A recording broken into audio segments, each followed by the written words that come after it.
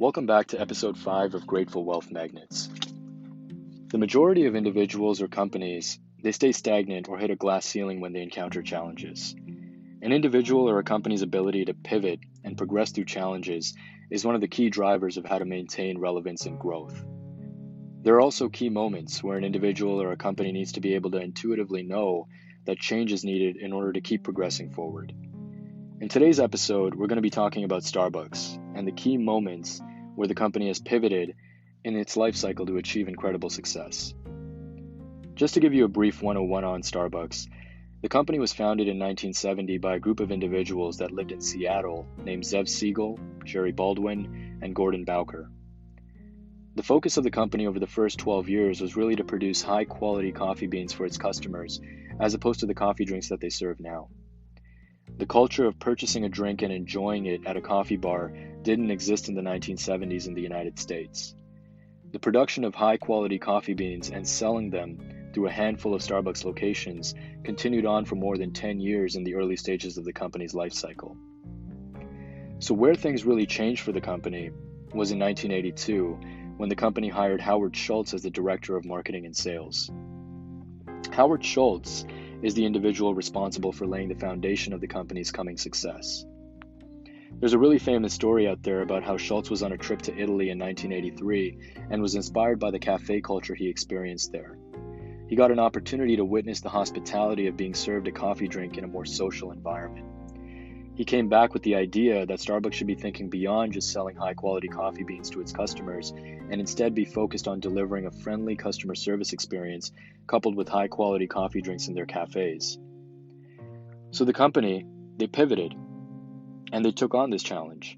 And in 1984, Starbucks sold its first latte and started to move in the direction of creating a culture of customer service and sociability within their cafes. Starbucks focused on not just being a seller of coffee, but also on being an experience provider for the customer. At the same time, a relationship-driven and employee-first approach was being fostered in the company. While still being a company that was private in the 1980s, they began offering stock options for all of their employees, including part-timers. And employees started to refer to each other as partners, which fostered a mentality of ownership. This was really a turning point for Starbucks. Having the ability to pivot and move in a direction that brought a fresh idea of cafe culture to the American marketplace, focusing on customer experience and having a more employee-centric approach, helped propel the company and break them out of that first glass ceiling that they were facing. Howard Schultz had actually left Starbucks for a period of time in the 80s, but imagine if Schultz had never taken that trip to Italy, where he experienced that cafe culture that existed there, or if he didn't have the intuitive foresight to bring that model to America. It's likely that we wouldn't even be talking about Starbucks in the same manner if those decisions hadn't been made earlier on in the company's life cycle. And it's important because even though Schultz was away from Starbucks for a bit in the 80s, in 1987, at the age of 34, Schultz and a group of investors purchased Starbucks for $3.8 million and began an aggressive expansion of the company. The company went public in 1992, and at that time, they had 165 locations in America. By 1996, the company had opened up more than 1,000 locations, with cafes in Japan and Singapore as their first international locations. By 1999, the company had opened up its 2,000th location, and the company was still growing at a significant pace. According to CNBC, between the years 2000 and 2007, Starbucks had opened, on average, more than 1,500 locations per year, indicating significant growth.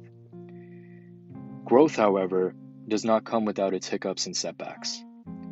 By the year 2007, the focus on rapid expansion and success, as mentioned by Howard Schultz, set the stage for a self-induced level of mistakes coupled by a cataclysmic financial crisis, which brought about the perfect storm of pressure and anxiety and significant problems for the company.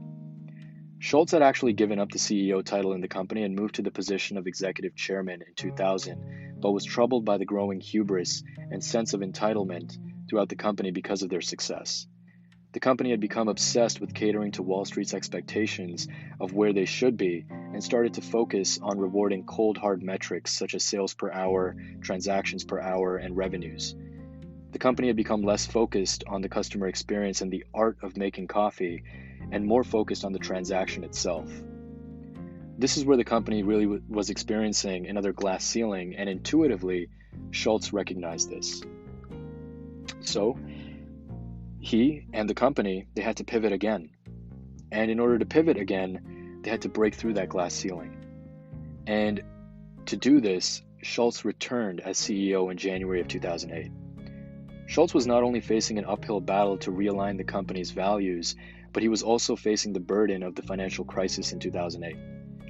Schultz has mentioned that as an entrepreneur, during the growth phase, it's an extremely different situation than trying to navigate a company through a financial crisis or even a cultural crisis. And one of the things that Schultz did in 2008 when he came back as CEO is he started to revisit Starbucks locations. And he realized that the art and romance associated with creating a cup of coffee at Starbucks had been lost. It was a time to pivot again and bring the company back to the basics of why they were even in the business at all. Although the company was facing a lot of criticism from Wall Street and the media, as well as growing competition, a bold step needed to be taken. And in February of 2008, less than a month after he had come back as CEO, Schultz instructed for all Starbucks locations in America to close for 3 hours for retraining during a working day. Going back to the core principles of why the company existed in the first place and their love of serving the best possible cup of coffee to their customers was a necessary pivot to realign the company's values. Starbucks also spent about $32 million to host a meeting for all store managers across America for the company that year in New Orleans. The meeting was designed for Schultz to be as honest as possible about the situation the company was currently in and convey what steps needed to be taken at each Starbucks location to shift the company's focus back to their core values and guide them out of the crisis that they were experiencing. The ability of Schultz to pivot during a crisis and realign the company's values worked. And although the company's expansion of Starbucks remained stagnant from 2008 to 2011, they started to re-expand the company and started the expansion process again in 2012. And by 2017, the company had more than 28,000 locations globally. According to Statista.com, by October of 2019, Starbucks product sales had captured more than 40% of the American coffee shop market. The progressive capture of market share came in large part because the company had the ability to pivot and consistently improve, and also to change and adapt when it's required. It's 2021 now.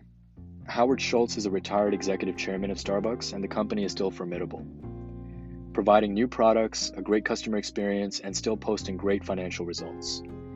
But where is this company headed now? Is it another time to pivot? This may be speculative in nature, but it's been reported by the Motley Fool that the company has the ability to explore being competitive in the financial services industry.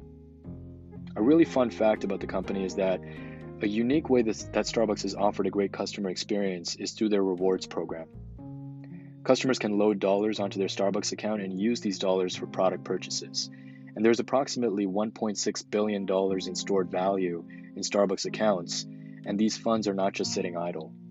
The dollars that are being stored in these Starbucks rewards accounts are being used by the company for their ventures and products at 0% interest. The stored value could also lead to the creation of financial services products like bank accounts, insurance products, lending products, things of that nature. So will Starbucks explore the opportunity to be involved in financial services? We can't be sure about that, but what we do know is that the company has the ability to adapt, previously and moving forward.